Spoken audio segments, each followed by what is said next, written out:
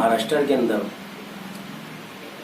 जब असेंबली इंतखाबात हुए उस वक्त के बाद बीजेपी की इतनी ज़्यादा सीट निकली कि पूरे हिंदुस्तान के अंदर और पूरे महाराष्ट्र के अंदर फिक्र का माहौल था। मगर एनसीपी के अध्यक्ष शरद पवार साहब ने जो हिकमत अमली इस्तेमाल करके फिरका परस्तों को दूर रखा, उनकी इस काबिलियत को देखते हुए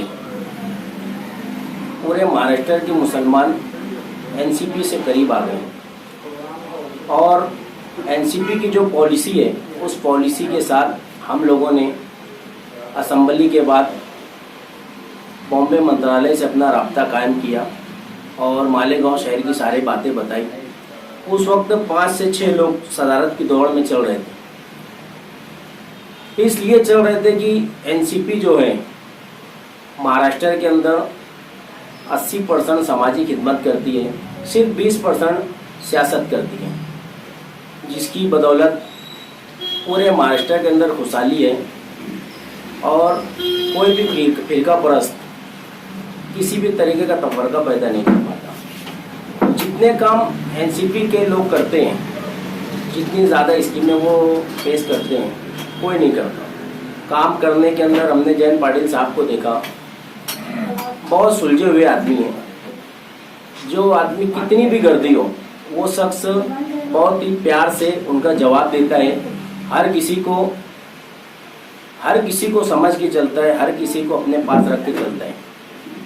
मालेगांव शहर के अंदर आसिफ शेख रशीद साहब उस वक्त किसी तरीके से दौड़ में नहीं थे, मगर जब आसिफ शेख रशीद साहब ने एनसीपी में जाने का ऐलान किया तो मालेगांव शहर कि तमाम लोगों में ये चीज़ आई कि यार ये आसिफ साहब ने अचानक में ये फैसला क्यों लिया। लेकिन कहीं ना कहीं उन्हें समझ रहा था कि महाराष्ट्र के अंदर अगर कोई मजबूत आदमी है तो शरद पवार साहब हैं और एनसीपी पार्टी है, जिसकी बदौलत पूरे महाराष्ट्र के अंदर काम हो रहा है।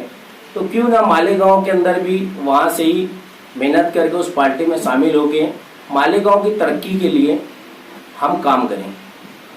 ये नज़रिए लेकर वो पार्टी में आए और उनके जो काम करने के तरीके हैं आवाम के लिए, उसे देखकर पार्टी ने उन्हें मालेगांव शहर जिला राष्ट्रवादी का अध्यक्ष मुकर्रर किया, सदर बनाया। जिसके बाद से लगातार मालेगांव शहर के बहुत सारे सुलझे हुए लोगों को राष्ट्रवादी के अंदर शामिल किया जा रहा है। राष्ट्रवादी को बढ़ाने की भरपूर कोशिश की जा रही है। हर धर्म, हर मज़हब और हर मसलक के लोगों को इसमें शामिल किया जा रहा है बगैर किसी तफरके के। मालेगांव शहर की एक मौजूद शख्सियत सूफी गुलाम रसूल कादरी साहब, सूफी मिल्लत सूफी गुलाम रसूल कादरी साहब, जिनसे मुंसलिक हमारे मोहतरम सूफी अनीस कादरी साहब, जिन्हें मैं 7वीं आढ़ी पढ़ता था उस वक्त से देख रहा हूँ। रमज़ानपुरे के अंदर एक ही मस्जिद थी, अब्दुल जब्बार असरफी मस्जिद। ये साइकिल के ऊपर है तो मंजन और दवाइयाँ लाया करते थे, लेकिन इनके अंदर एक सलाहियत ये थी, कौम का जज्बा ये था, लोगों तक दीन पहुँचाना, अपने लोगों को कैसे अच्छी राह पे लाना। तो ये वहाँ पर आते थे और किनारे गाड़ी खड़ी करके जुमा की नमाज भी ये पढ़ाते थे, खुतबा भी ये देते थे। उसी तरह ये जहाँ पे भी इनका वक्त होता था नमाज का, ये वहाँ जाके नमाज पढ़ाते थे और दीन की बातें बताते थे। कोई गरीब हो उसकी मदद करने का जज्बा इनके अंदर था। दवा बेचकर एक आदमी साइकिल चलाकर लोगों की मदद करता आया, दीन को वास्ते बेदारी पैदा करता आया और आया। जब से लेके आज तक मैं देखता आ रहा हूँ कि इनके पास हर वक्त कई गरीब गए और कितनों की इन्होंने शादी करवाई, कितनों के इलाज करवाए, कितनों का ऑपरेशन करवाया। इनकी यही सारी चीज़ों को देखते हुए हजरत बिकन साहब की दरगाह पर हम लोगों ने जब प्रोग्राम लिया आसिफ साहब का, तो मैं अपना सूफी अनीस कादरी साहब की सदारत में प्रोग्राम हुआ। उसी वक्त मैंने आसिफ साहब को कहा कि सूफी अनीस साहब को हमें अपनी पार्टी के अंदर अच्छे मुकाम पर रखना चाहिए। और इनकी सलाहियतों को मैंने उसी वक्त साहब को बताया।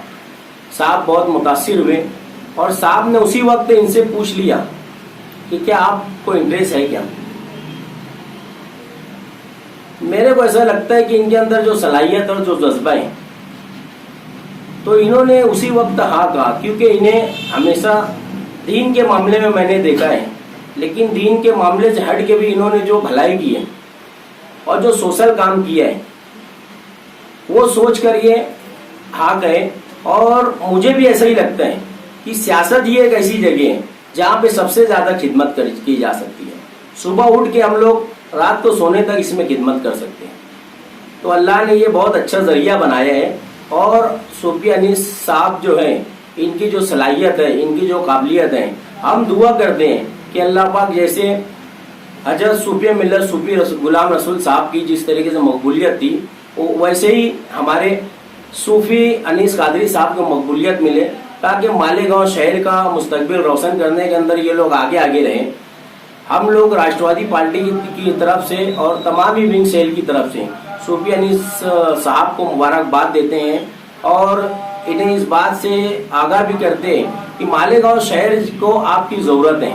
आप जैसे लोग अगर मालेगांव शहर के अंदर आते हैं, जो बेबाक हो, जो नीडर हो, जो किसी से डरते ना हो, मालेगांव शहर की आवाम की भलाई के लिए आप लोगों को यहाँ से लेके मंत्रालय तक आप जैसे लोगों की ज़रूरत है। आप लोग अगर मालेगांव शहर के अंदर राष्ट्रवादी पार्टी में हो, यहाँ से लेके बॉम्बे तक के हम लोग हमारी खानकाओं की, हमारी मस्जिदों की, हमारी वक्फ की ज़मीनों की हिफाजत के लिए आप जैसे लोगों का साथ जरूरी है। इसलिए मैं आपसे दरख्वास्त करता हूँ कि आप आपके तमाम ही लोग और जो पार्टी से जुटना चाहते हो, तमाम लोगों के साथ गुरुवार वार्ड के अंदर इस ताकत से मेहनत करो कि आने वाला वक्त जिस तरीके से हमारी उम्मीद है, तो आप हमारी उम्मीद बन के इस शहर के अंदर नजर आओ। इतना ही कह के मैं अपनी बात करूँगा।